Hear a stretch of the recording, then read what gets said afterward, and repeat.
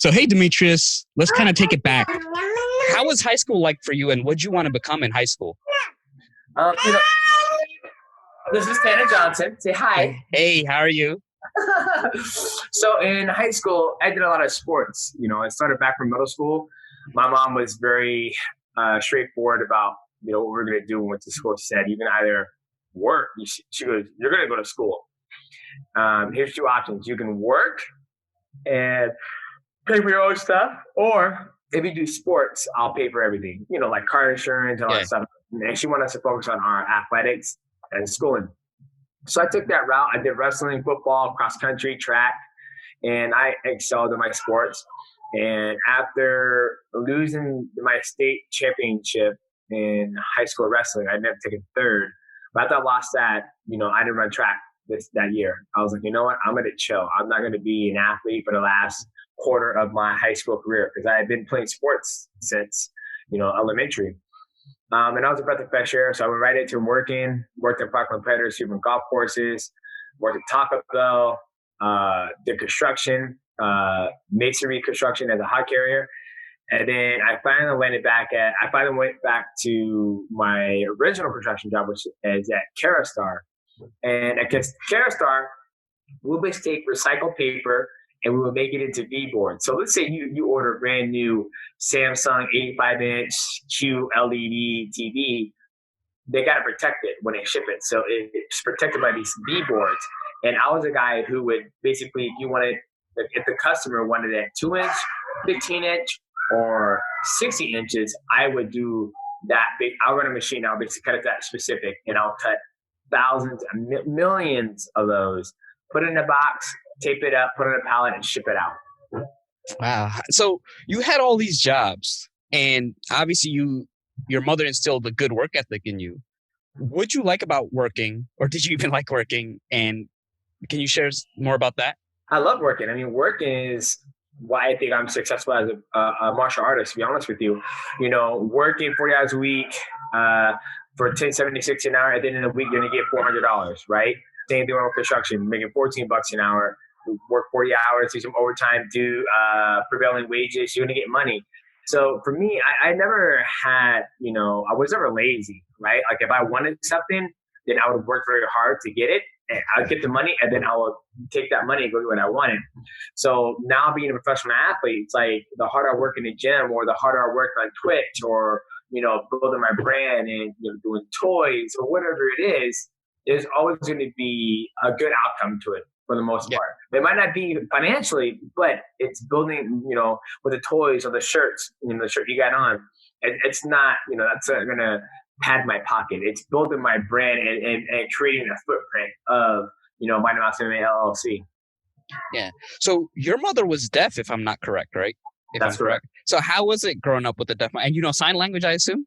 No, I learned sign language from my wife, actually, because she wanted to be a special ed teacher.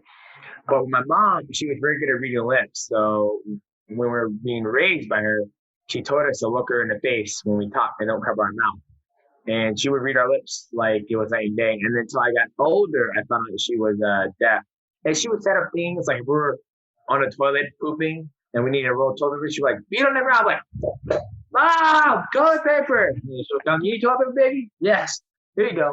We never put two and two together. You don't know any different unless, you're told. And that's how she raised us. Yeah. So would you have any, would you say she was really instrumental in sort of your work ethic and your just views on life?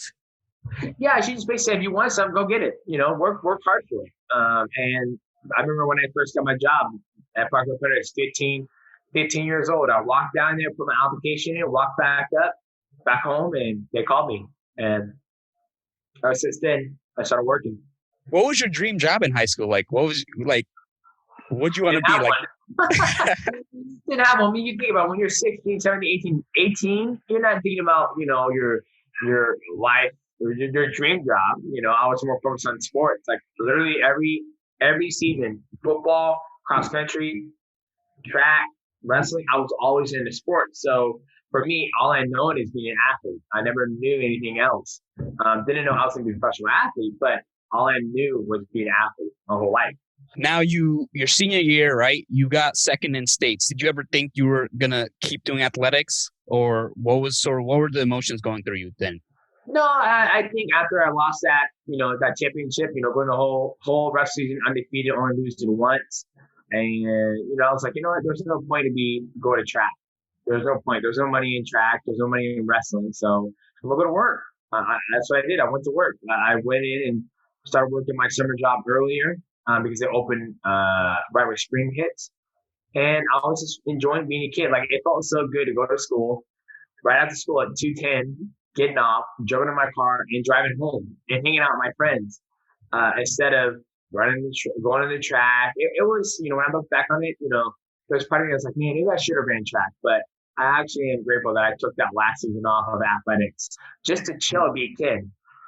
Don't worry, you got any kids? You got kids? Nah, no kids yet. Your ass get there, you're gonna be doing the same thing I'm doing. No, I know. So how did fighting come along? Because you're working full time and you were training, like you still kept in shape, right? It seemed like that was like a core part of your life. How did fighting start? I moved in with my buddy Jordan Charlo.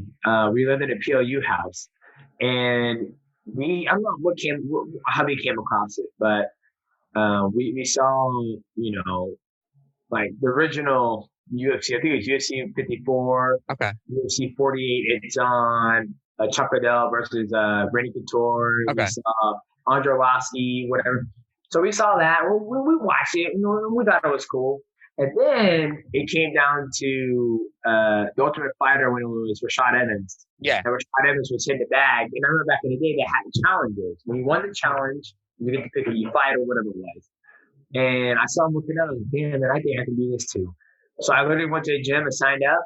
And I started hitting the bag. Well, I went to the gym and I started hitting the bag. And then a gentleman saw me. Reese Andy saw who I was.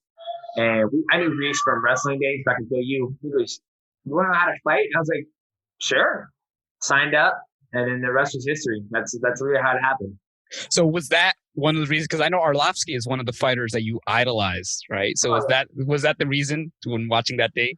Well, it wasn't Andre Arlovski.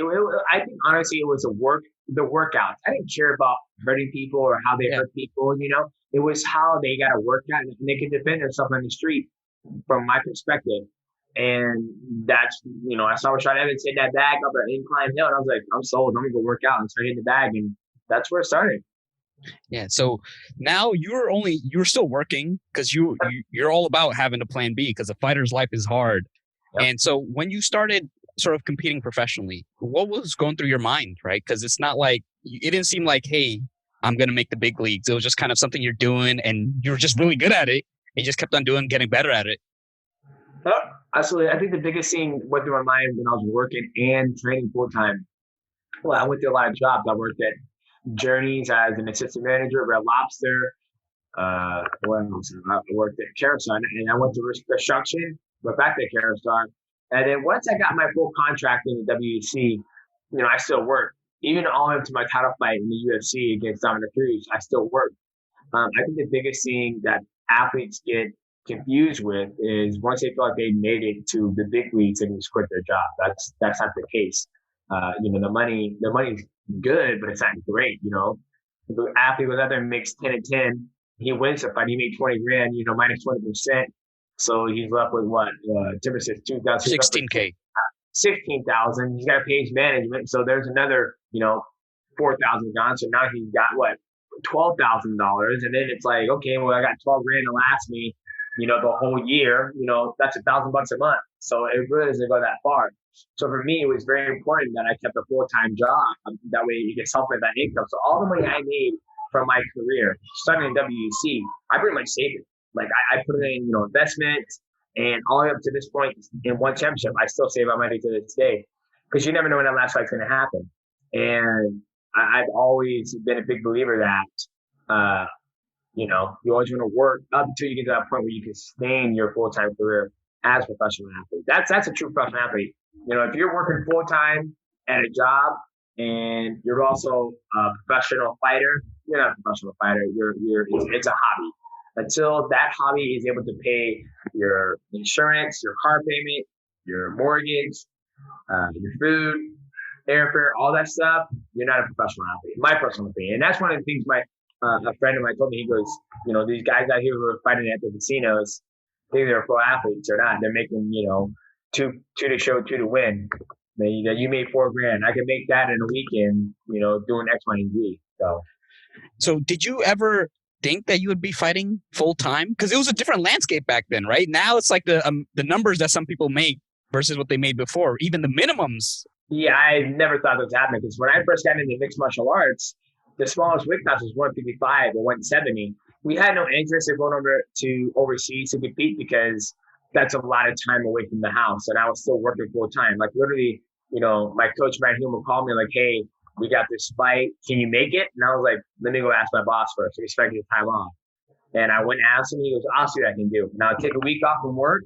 Literally, I'll go out. It was, I look back on it, it brings tears to my eyes. It was close. It was amazing times, me working a full-time job, my wife working a full-time job, no kids. And then my coach calls you, "Hey, we got a fight in Vegas. You can make it." I was like, "That's my boss."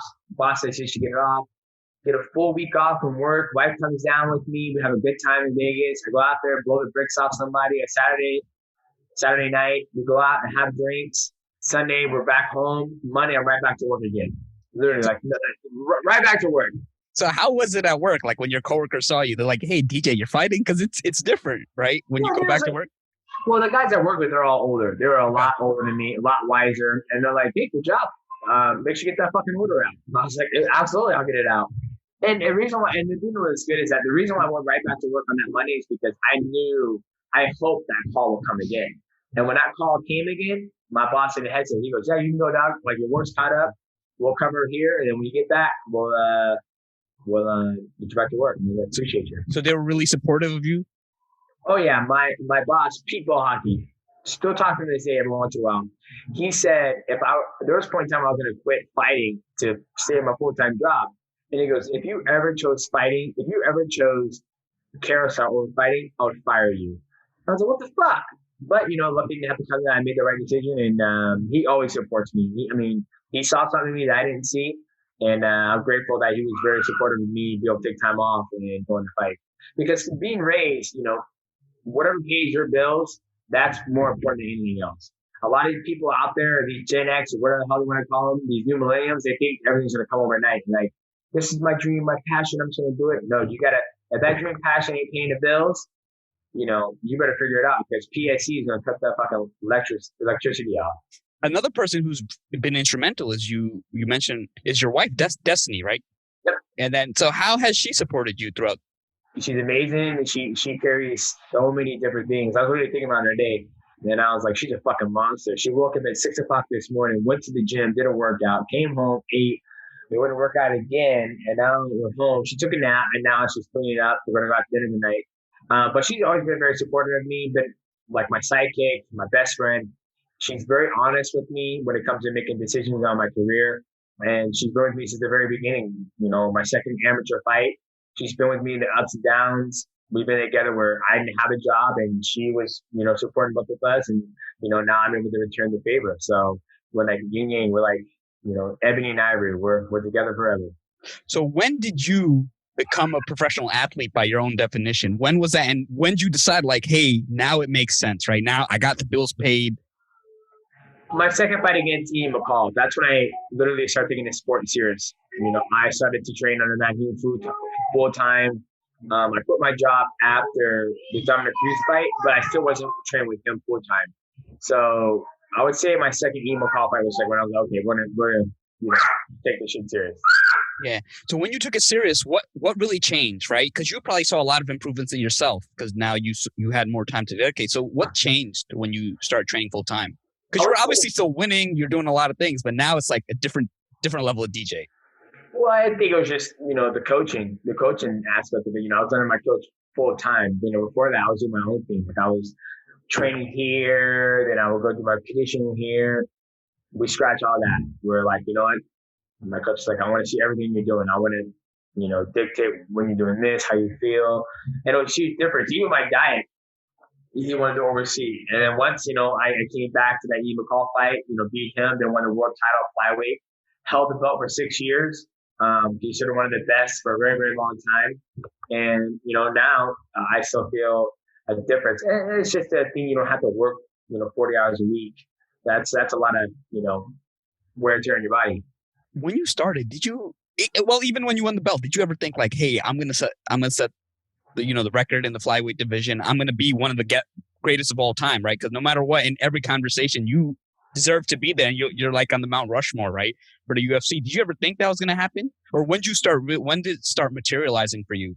Like, I'm really this good.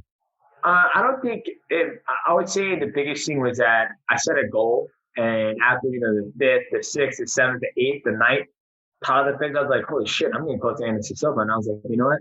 I think the goal is to break his record. I was like, obviously, John Jones, I think he's had 13 or 14, title fights, won every single one of them.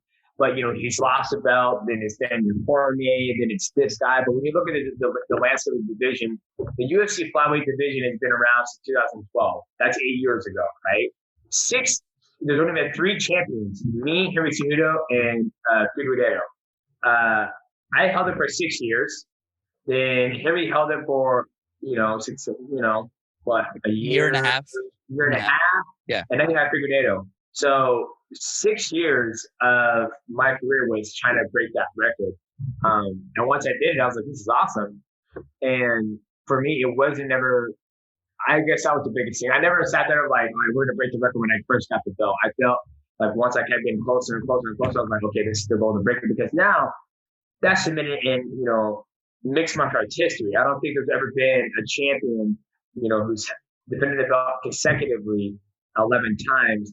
Obviously, I think the next athlete who can do it is probably Amanda Nunes or Valentina, but they have a different, different side of the career. They're women, if Valentina wants to get pregnant, that's a couple years off. Obviously, Amanda Nunes, she's gone up to 145, she's gone back to 135. It hasn't been very consistent, but I think those two definitely have the skill set to make it happen. When I think about the athletes, Habib Nurmagomedov he's about to be 30-0, or he's 29-0, and he just got the belt. Injuries plagued his career, not plagued his career, but held his career back. So I think for me, I was blessed to be able to, get the belt at such a young age, defend so many times, and be successful. So one thing about you is you're really detached from the outcome of a fight. Like, you go in there, you do your stuff. Like, why is that? And was it coaching that kind of taught that? It's just your personality? I think it's a little bit of coaching, and it's a little just my personality. There's a gentleman that I trained with. I forget the gentleman's name, and I came back one of my fights, and I was in the locker room changing and getting my gear on. He goes, "You know what I love about you?" I love what's up. He goes, "You don't care about your fight." I'm like, "Well, what do you mean?" He goes, "You fucking win all the time, and you come here acting exactly the same." And I was like, "Isn't that how it should be?" He goes, "No, I agree. It's actually a breath of fresh air. It's nice, but you would think that someone who's made it to your level of fame or stardom or athletic ability, they would be totally different. But you haven't changed." I was like, yeah, I'm not attached to my outcome, because at the end of the day, I know I'm going to lose, right? If I can accept the fact that I know I'm going to lose one day, which I have lost, then your outcome of competing, or just your genre, or whatever you call it, it's just in a much positive era. I mean, don't get me wrong, losing sucks. Winning's a lot better, but I feel the person should change their perspective of how they act. So even when I do lose, I still continue to push forward and keep on building my brand and keep on striving for my ultimate goal. And even when I win, the same thing goes. And I think that's more credit to my wife, because I remember when I first lost. When I lost the belt, when you lose, you don't lose. When you lose, you don't have the belt. It's like it's not a loss. When you lose, but you're not the champion anymore. You wonder how big it'll be. You come home, and your wife still loves you. Your kids still love you. You still got a car. Your house is still beautiful. So it's like, okay, it's back there in the office. Let's get back in the gym, get back to work, and get back to making money. How do your kids view? Like, do they know that their dad's a fighter, that their dad's on TV? Like, or how do they view you? As they get older, they view me more as a gamer. They see me game more than train and fight, and which is, I am totally okay with that. I actually prefer that more. I think my kids see me more as a gamer, and he's happy in my eyes. I want them to see me as an athlete. I want them to see me as their dad, and I want them to see me doing one of the things I truly enjoy. you've always been a gamer. So what games did you grow up on? Oh God, man. I grew up on Virtual Nintendo Super C, Snake Rattle Roll, Platoon, Castlevania series. I mean, the list just goes on. And then I really fell in love with Super Nintendo. Then when it was Super Nintendo, the Sega Genesis. Then we did Nintendo 64, Dreamcast. And after Dreamcast, I think that's when I got the PS2, and then the PS3, PS4, the PC, and boom, that's how it is, man. I love games. Like I'm shocked I don't have a gaming tattoo. Are you planning on getting a tattoo? Nah, I'm too old for that shit. So now the other thing is you also started streaming Twitch as you were fighting. What sort of got you into that? Because you've always, and I know you're kind of holding your son and kind of just watching. You're like, hey, let me watch this. And then, so what made you decide to get on Twitch? I don't know who it was, but someone told me I can watch anything I want on Twitch, any type of video game. And so I was like, okay. They're like, I was like, can you watch Mega Man X? He goes, yep. I was like, okay. So I downloaded the app Twitch, and I saw Caleb Part 42 or 24 streaming Mega Man X, favorite game of all time. I love Mega Man X, Mega Man 2, 3, the whole fucking series.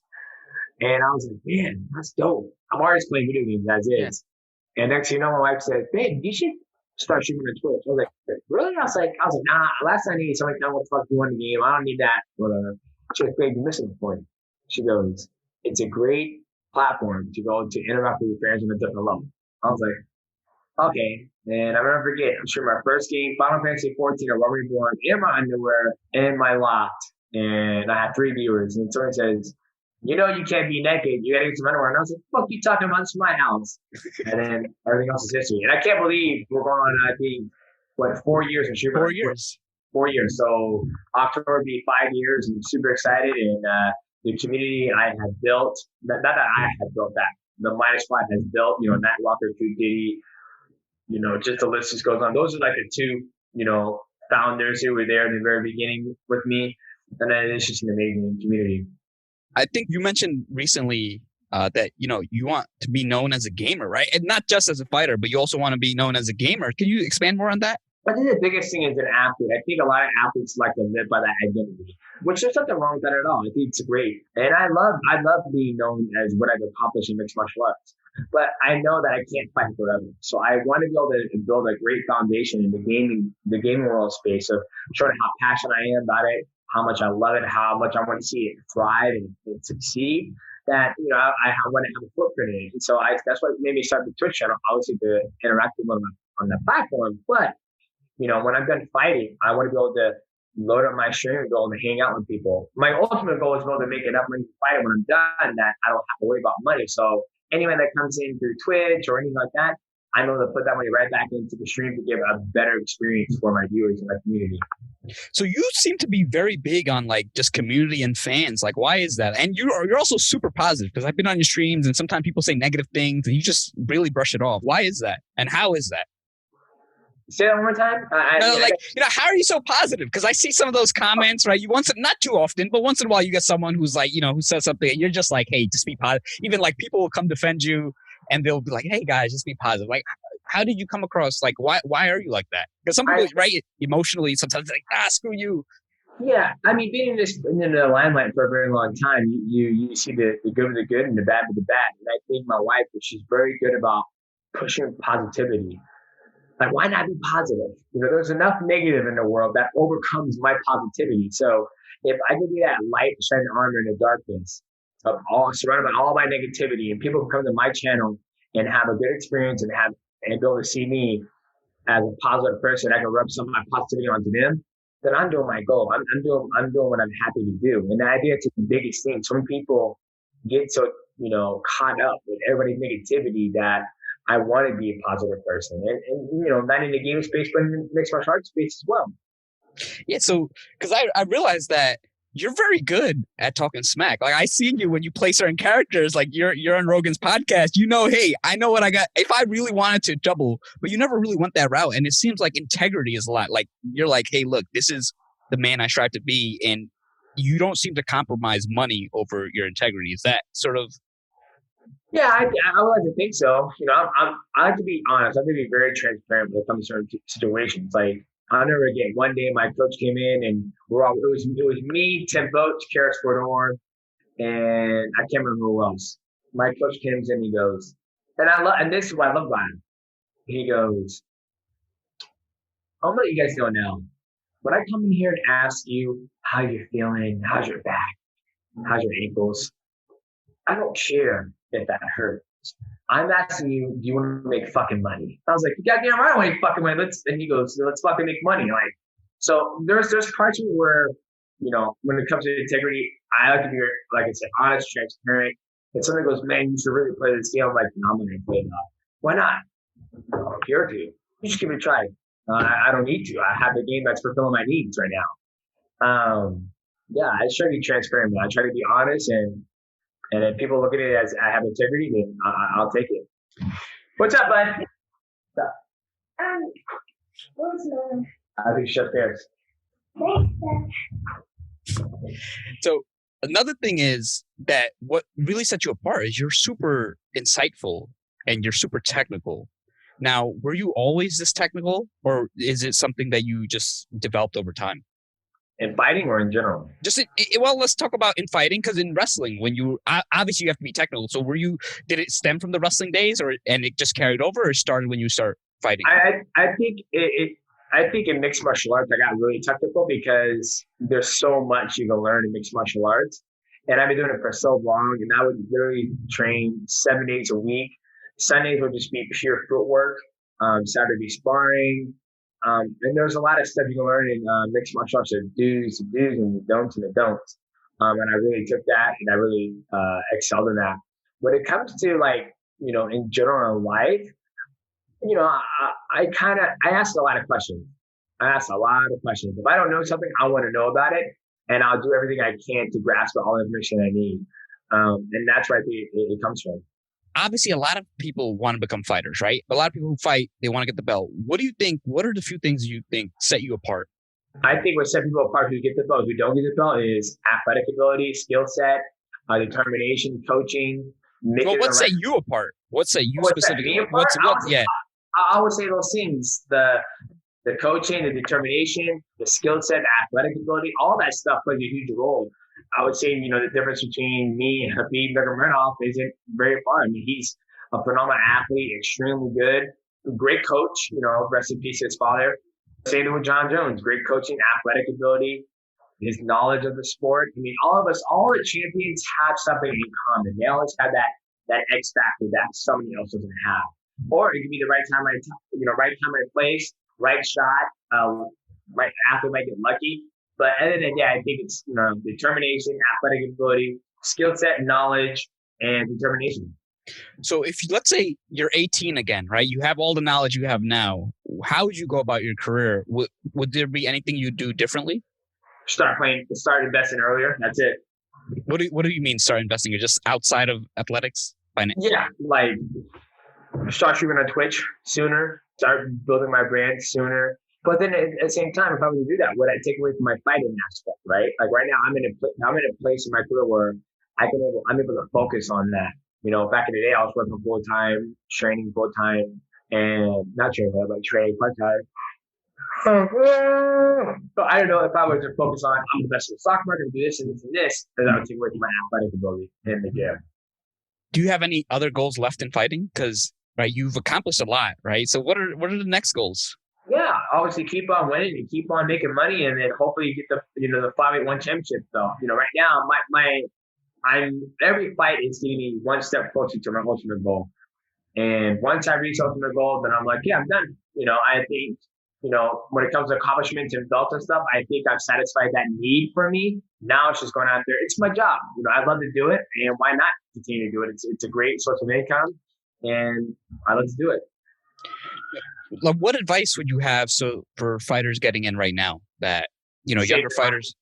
Save your money and enjoy it. Now, for the gaming future, once you start sort of gaming full time, where do you see yourself in that space? That's a hard one to say because I feel like if I was gaming full time, it would have to be just for fun because I am a type of person where I just can't. I like to have a schedule, but me and the wife and the kids. What's up, beautiful? Oh, come here. Oh, you want to sit on my lap? Dude, sit here. I would say for me, it will come down to I have to find the the right space. Obviously I want to help companies and help launch titles. But at the same time, I don't see myself being an esports player. I do see myself as a Twitch streamer, but I don't want that to be my only source of income because that is very stressful. So what do you think you would have done if you, in a different life, you weren't a fighter, right? Or you stopped? What do you think you would have done? I think I would have been in construction. That's where I was in before. But, I probably would have been construction. Because I think as a Twitch streamer, I don't think I would have the same success that I have now if I went and fought in mixed martial arts. I think a lot of people, it's weird, but when I look at Twitch streamers and I look like, why are they successful? When I look at, the high paid streamers, and I'm like, the only streamer that I actually truly enjoyed watching was Dr. Respect. Now that I got nice different talk about, I'm enjoying Dr. Lupo. I'm enjoying a lot of other streamers who stream it. Your tooth came out! Mine, cool. Wow. My son just lost his tooth. Yeah, congrats. Wow. Congrats. Good for you. All right, high five. You put in the toothbrush and get it out. So I try to think like, how can I make myself successful? Well, what is a successful Twitch streamer, right? And for me, I try to think of what that is. And I don't think I reached it yet, but I would love to one day to reach it. Cool. So, I want to be sort of respectful of your time. Have you ever sort of felt insecure about not going to college or not going to school? Or you feel like, look, I know my stuff? No, not at all. I went to college. I went to college for 2 years, and I was like, it was a waste of fucking time. What would you sort of do in college? So I was going to get my a.k.a. associate degree because I was told you got to go to college to be successful. Which I think going to college is a great tool to find out what you want to do. I save money for my children to go to college. So, but for me, I was going to college to take classes. Hey, you stop that. Do you want my phone? My phone? There you go. So that's what I would say. I mean, I don't have any insecurities whatsoever because I learned more as a professional athlete and just asking questions in the business world than going to school. What have you gotten better with over time? Because I know you got better with like certain aspects of fighting, right? As you got older, right? You didn't train as much, but you have this knowledge and you have a sort of different way of doing things. And I know earlier your coach was harder on you, and now later in your career, you're harder on yourself, right? So what have you gotten better with over time? I would say gotten better at financing, just learning, looking for information, looking for creativity, obviously being a better person. But I would say just searching for information that could better me as a person. I'm always searching right now. I'm looking to upgrade my Twitch stream. Don't have to, but I want to. I'm doing that right now. And, just always trying to be better. That's it. What would you say was the smartest thing you did while fighting? So not outside of fighting where you save money. What do you think, or even at one moment, what moment stands out in your fighting career? Listening to my body.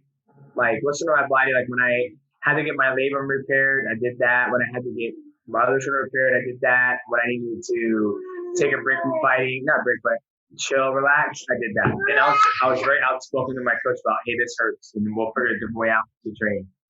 So has there sort of ever been a time when you're fighting that you're like, what am I doing? Like, why am I here? This sucks. Never thought that. Never. Maybe when I'm doing certain drills about hitting stuff, but other than that, I've never thought that way. No, never have. Yeah. So what's your favorite aspect of fighting? The mixed martial arts part, being able to mix everything together. All the other stuff like boxing, kickboxing, Muay Thai, that's all great. But I think that have the ability to do whatever you want is my favorite part about it. So are there any fighters that you're sort of, you kind of see a lot of promise in right now? Some of the younger ones? Younger ones? Yeah. Israel Adesanya, one of them. Yeah,